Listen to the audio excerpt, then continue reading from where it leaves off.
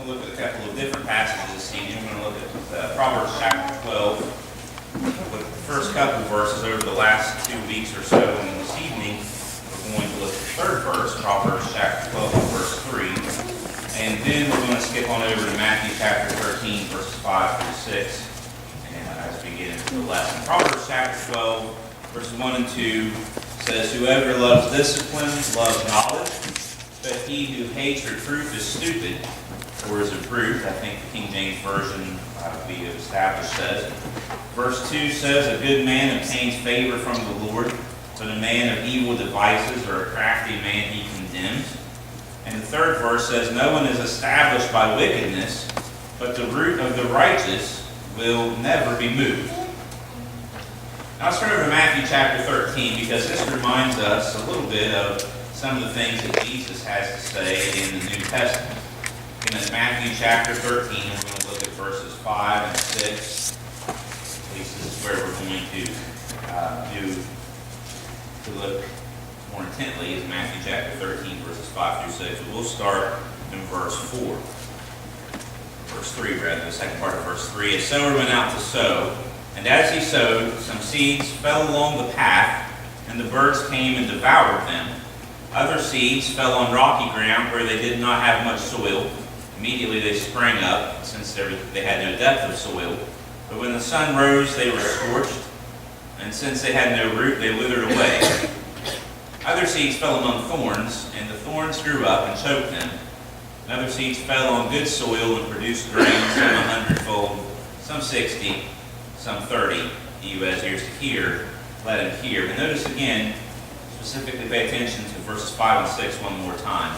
"Other seeds fell on rocky ground where they did not have much soil, and immediately they sprang up, since they had no depth of soil. But when the sun rose, they were scorched, and since they had no root, they withered away."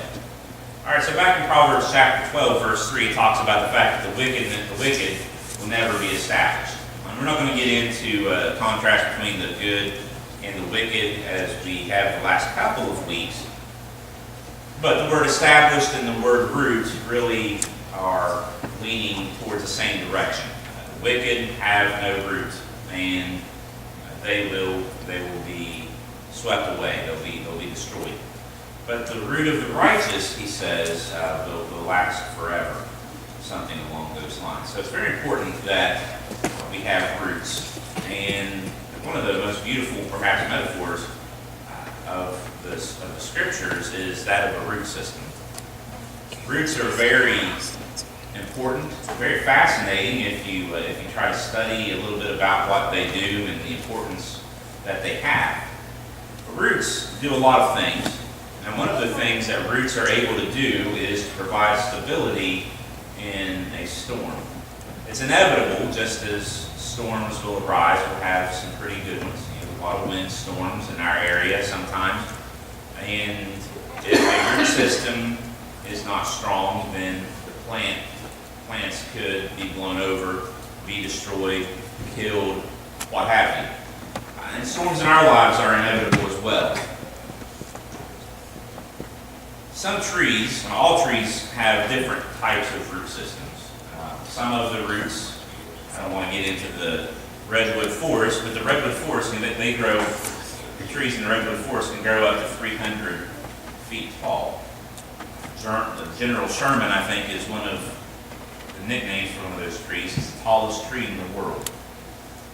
But the interesting thing about the roots of the giant redwoods is that they only go into the ground 10 to 12 feet.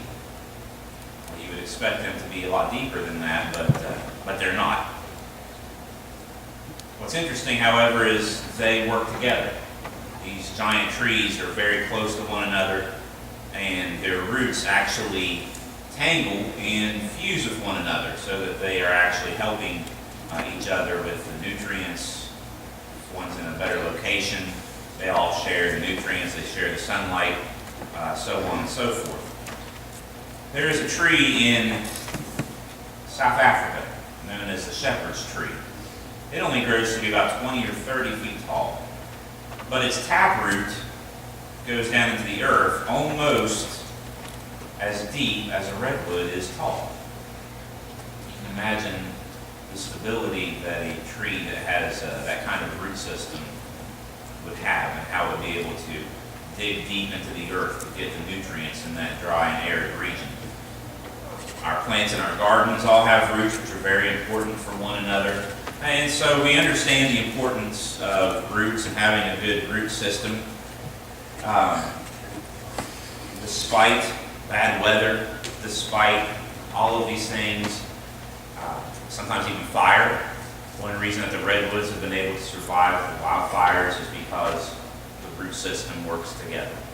And they work together as the force works together as a unit. Roots are very important. It helps us to endure through the storms of life. Roots also have the ability to access deeper nutrients than what they would have on the surface. We oftentimes really yearn for surface level experience. Think about the church in the first part of our history. And as we see in the book of Acts and through some of the epistles, though they're not mentioned much in the epistles, we see that there are miracles taking place. And if you turn into the book of Mark chapter 16, we see what the purpose and miracles were for. And it's Mark chapter 16, and it's down towards the end of the gospel. Starting in verse 19, after Jesus' Great Commission, it says, "So then," verse 19, "So then the Lord Jesus, after he had spoken to them, was taken up into heaven and sat down at the right hand of God.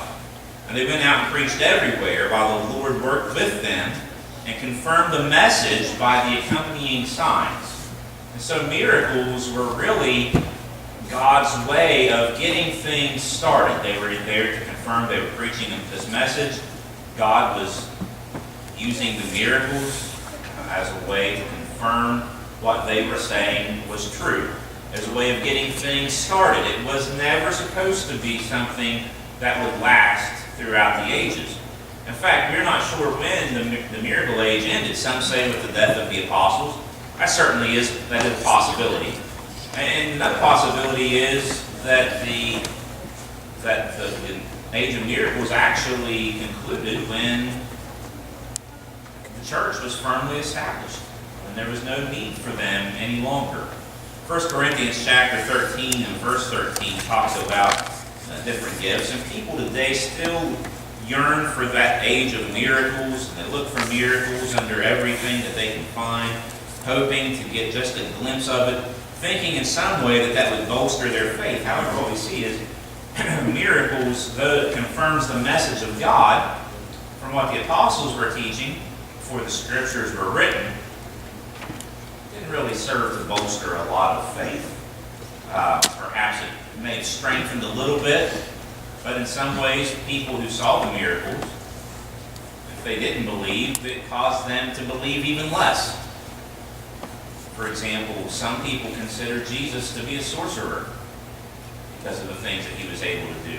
And that obviously was incorrect, but it didn't really cause them to have faith, but rather their hardened heart drove them further away when they saw the miracles. And Lazarus was resurrected in John chapter 11 after 4 days of being in the grave. Something you would think, okay, here's a man, everybody knows he's dead. He wasn't just somebody that very few people knew. He was wealthy. He was well loved.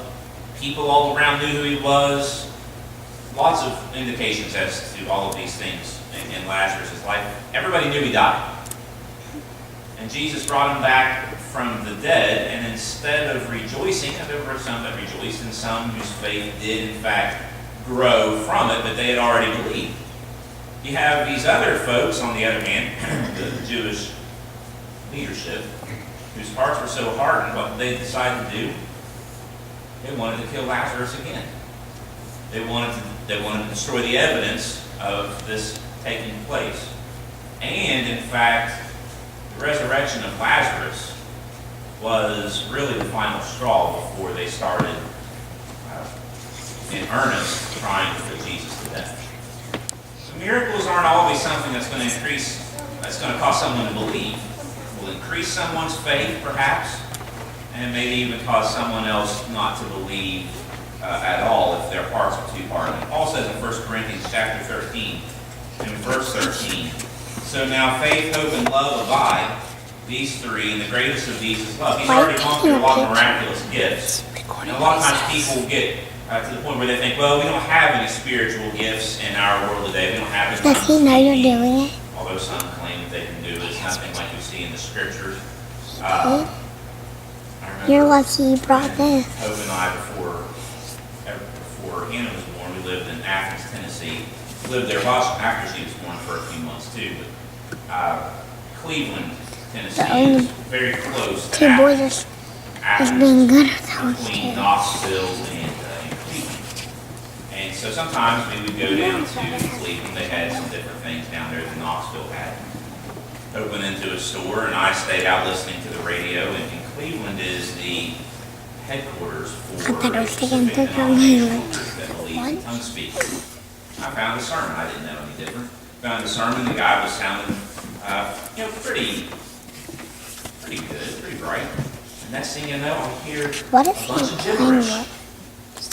I'm not going to repeat the gibberish. I couldn't if I wanted to, but since I don't want to confuse anybody if they only see part of the video and think that I'm speaking in tongues. But it was just gibberish, and then he would start speaking English again, and then back to the gibberish. That's not tongue speaking in the scriptures. It wasn't gibberish. Yes, at one point, by the time you get to 1 Corinthians, they needed someone to interpret it. Funny in the camera. But it wasn't. It was never supposed to be gibberish. It was supposed to be something that was edifying to other people. I'm watching the camera We like a can't raise TV. people from the dead. We can't do any of those things. And so people long for that again, thinking that now we don't have any spiritual gifts, but yet we have something Are deeper. we going up there? That was just there in the a game? surface level experience. And now we have something deeper. The church has something deeper, and Paul says that is faith, hope, and love. Those are spiritual gifts. Some people think that love is the greatest because when we get to heaven, we won't need faith anymore. Our faith will be sight. Some people think that hope will be gone because our hope will be fulfilled. But love will continue, and that's true. That's true. That's not what it's indicating, but that's certainly a true point of view. The idea here in the overall context is love is the greatest of the gifts because love is the greatest of the commandments. Everything is fulfilled in the commandment. One person's tired. And to love your neighbor as yourself. So we do have spiritual gifts, but they're deeper now.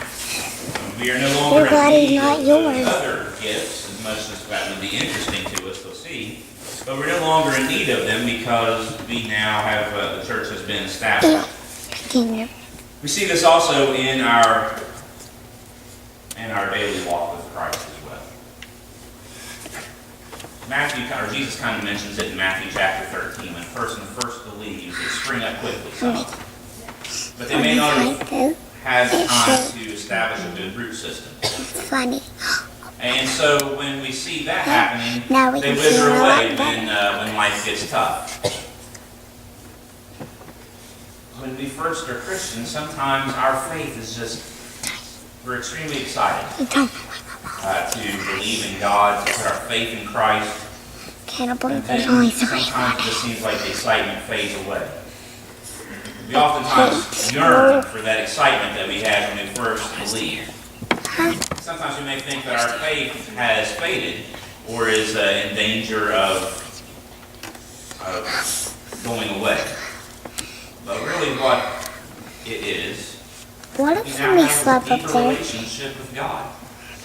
It doesn't And have there to was a ladder be to exciting get down. like the world would consider exciting. It's still exciting to be a child of I God. probably fall through Over a little bit more with mature than you. perhaps what we once were.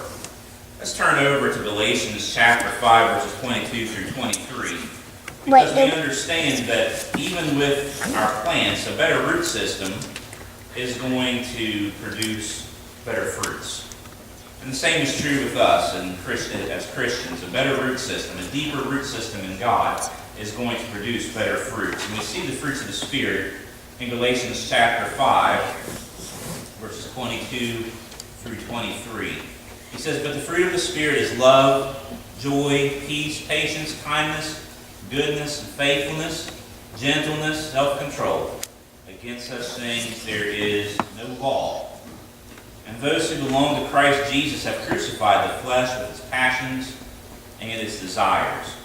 If we live by the Spirit, he says in verse 25, let us also walk by the Spirit. Let us not become conceited, provoking one another, envying one another. Of course, but rather producing the fruits of the Spirit, encouraging one another to live as Christians and to be faithful to God. A good root system not only has access to deeper nutrients, but it also has access to deeper water. Just like storms, dry seasons will come. We haven't had much of a dry season in our neck of the woods for a good while. Every once in a while we might have a couple of weeks without rain, and we'll think, well, we could really use some rain. We could. Why don't you didn't bring it when he said I that? remember in Wood County, back I think about 1988, 1987, we had a pretty good drought. I imagine there was one here too. Seemed like it was over a year before we had rain. Things were dry. Remember last time I came? The grass They were all being was silly. crispy. It wasn't green. I was halfway. My dad didn't But this have to time I'm mow, not which late. he probably was happy for. Because I looked at my Just timer. just step on the But grass almost and just forgot work about my away. timer. Because I didn't That's have what it on dry my time seasons to will now. do to a person. But if someone has deep roots, if a tree has deep roots like we talked about there in South Africa with the shepherd's tree, then we also understand that there's water beneath. Oh no. And they can get So access if to you that put more water. pressure on it. When our roots are deep in God, we can have better access to those things that have depth as well. Those who have established roots, as it says there in Matthew, or it applies in Matthew 13, will be able to survive the heat when it turns up. Farmers, think about this for a moment. Farmers plant their crops in spring when it's cool. Later on, we can plant some more also towards the end of summer, try to get second crop. But we plant our crops in spring. We harvest them towards the end of summer, just about fall time when things are cooling off. It's in the dry season where things grow. It's in the dry season that we see the blooms and the blossoms and the fruits begin to increase. Because there's water. We may not see it, but even during the dry season, there's water that they have access to. If you turn with me to Psalm 1 through 3, you see something that the psalmist says here that I have always found encouraging. Again, that's Psalm 1 through 3. About 20 minutes. Just a moment, I will get my fingers working. Do you have a watch? Does he? Is that why he sits beside you? Blessed is the man who walks not in the counsel of the wicked, nor stands in the way of sinners, nor sits in the seat of scoffers, but his delight is in the law of the Lord, and on the law he meditates day and night. He is like a tree planted by streams of water that yields its fruit in its season, and its leaf does not wither, and all that he does, he prospers. Again, he uses that terminology. He's like a tree planted by a stream of water. There's an endless supply of water there. There's an endless supply of water, even in the dry seasons, when we are plugged into God, when we are studying His Word, when we are praying, when we are attending church services, spending time with our brothers and sisters in Christ, meditating on all of these things. There is a deep well of water that even when things in our life don't seem to be going quite right, we know God is still with us. We have not perished. And so this evening I want to encourage everyone to make sure that we continue to dig deep with our roots. We need to do what we can to encourage ourselves to grow. I go back there and sit with them to calm down. Sometimes to get the roots of the plant to grow deeper, we have to remove or break rocks. Get them out of the way. That's hard work. And in our life, we have a lot of things that sometimes we have to get out of the way. for our roots in Christ Wait, to did you make a go YouTube deep, video out and of for that? help for us to be able to mature Is it in yours? Christ. It is. We also may see maybe sin. Maybe there's a certain sin. He made that we you have do to it.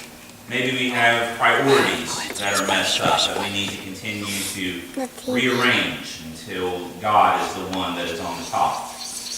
Until we are serving God the way that we ought to. We also realize that death I'm lost. is the I'll just best stay here. It's soil. okay. We may have to kill some Now things you in are our my lives in order for Gosh, it's big. us to continue to grow. I want to share with you one final passage from the book of Romans. Well, two passages actually. Romans chapter 6 and verse 6. And then we're going to skip over to the book of Colossians chapter 3, verses 5 through 9. Glasses, I'm glad. Romans chapter 6 and verse 6 says, "We know that our old self, our old man, was crucified with him in order that the body of sin might be brought to nothing, so that we would no longer be enslaved to sin." So in other words, he's saying you've got to put the old self to death, the sinful, fleshly, worldly self to death, in order for the new to have a newness of life, a new walk of Came life. all the way down. How You can't have high are we both at the here? same time. One has to die in order for the other to survive and to thrive. You can also turn over to Colossians chapter 3, verses 5 through 9. Again, that's Colossians chapter 3, verses 5 through 9. My mom. Here it says, "Put to death, therefore, what is earthly in you, sexual immorality, impurity, passion, evil desire, and covetousness, which is idolatry. On account of these, the wrath of God is coming. And these you too once walked when you were living in them, but now you must put them all away. Anger, wrath, malice, slander, and obscene talk from your mouth. Do not lie to one another, seeing that you have put off the old self, or the old man, with its practices, and have put on the new self, or the new man, which is being renewed in knowledge after the image of its Creator. Here there is not Greek and Jew, circumcised and uncircumcised, barbarian, Scythian, slave, free, but Christ is all and in all." So we put these things to death. We put all of those things in the past to death, that the new person may continue to grow, mature in Christ, and may thrive. What's your root system like? What things do you need to remove? These are questions that we need to ask ourselves and be working on a daily basis. This evening we have the opportunity to begin to put that old man to death and to begin crucified with Christ, put in the waters of baptism and resurrect as a new creation, putting that old man to death daily. It's also a time of renewal, refreshment. Or if there's any here who have been burdened with sin, as a Christian, you have the opportunity to ask God to forgive us. He promises that He will. So this evening, if you need to respond to the Lord's invitation, we encourage you that now. I've got